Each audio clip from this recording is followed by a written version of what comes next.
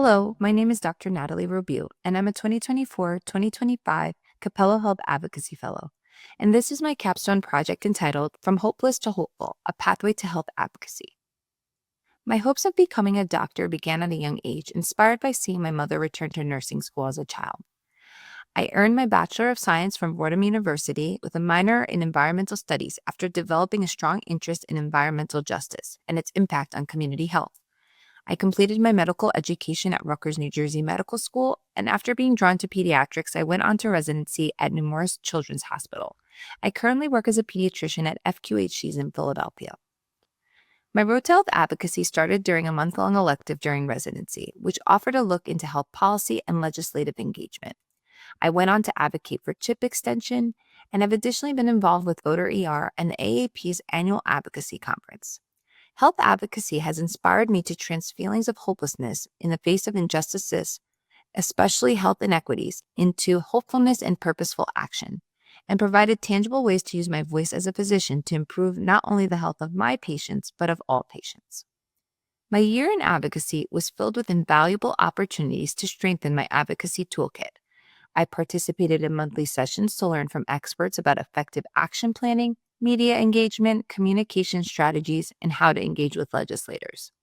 I actively contributed to DFA's Access to Affordable Care and FDA Task Force subcommittees, as well as the Pennsylvania chapter. I served as a moderator for the Advocacy Grand Rounds on Health Policy and participated in the FDA Task Force Fly-In, where we met with DC lawmakers to discuss critical healthcare issues directly impacting our patients. This year has allowed me to gain expertise in how to effectively drive policy change, but more importantly, it has helped connect me with a group of like-minded physicians whose shared commitment is patients over politics. Additionally, I met with my local House rep to discuss concerns about Medicaid cuts and the impact of social media on the pediatric mental health crisis. I participated in several phone banking events to contact members of Congress about protecting Medicaid, restoring CDC guidelines and health resources, and protecting vulnerable CHGMA funding for pediatric trainees. And lastly, I contributed my expertise as a pediatrician to author the DFA's formal public comment in response to the FDA's request for information on infant formula nutrients. The statement stressed how consumers and clinicians rely entirely on the FDA to ensure that infant formula is safe and effective, and asked that they continue to uphold and, wherever possible, strengthen the approval and monitoring of infant formula products.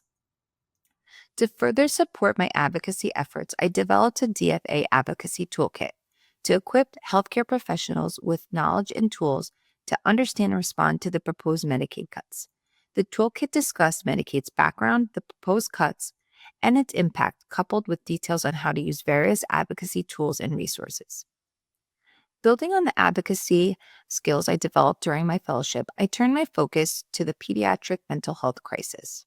Frustrated by long wait times, limited resources, and financial burdens, I pursued advanced training in pediatric mental health. I was awarded 2 scholarships from the Reach Institute to complete advanced training in evidence-based diagnosis and management of pediatric mental health conditions within primary care, including the implementation of cognitive behavioral therapy techniques. I also created an educational presentation exploring how families could support phone-free school initiatives in their communities and to advocate for legislation that addresses social media risks and promotes digital literacy education.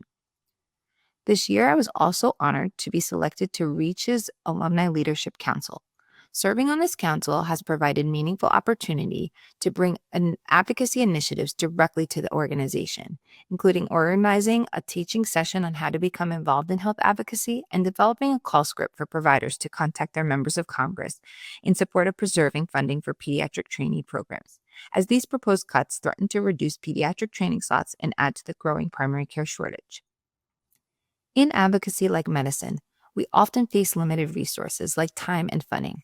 But meaningful change does not require perfection. It requires creativity, persistence, and courage to do what you can with what you've got where you are. Progress, no matter how gradual, is powerful, and with collective effort, we can build a healthier, more equitable future for all our patients. This is the kind of hope that DFA has given me, not just a feeling, but a deliberate, active stance towards the world and the future, a conscious choice to tirelessly pursue positive change, even in the face of uncertainty and adversity. I am deeply grateful for DFA for this incredible opportunity and for helping transform my sense of hopelessness into hopefulness. Thank you so very much.